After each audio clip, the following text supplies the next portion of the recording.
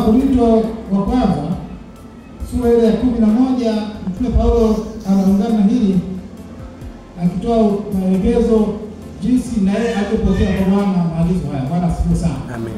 Wakorintho wa kwanza sura ile ya 11 kianzia na ule mstari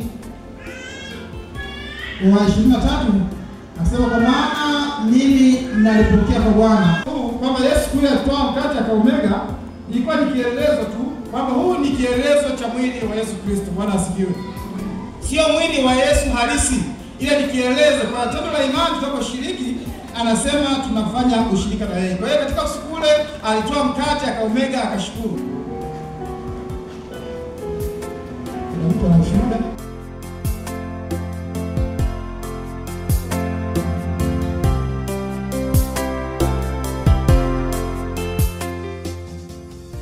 Akawapa akisema, nweni nyote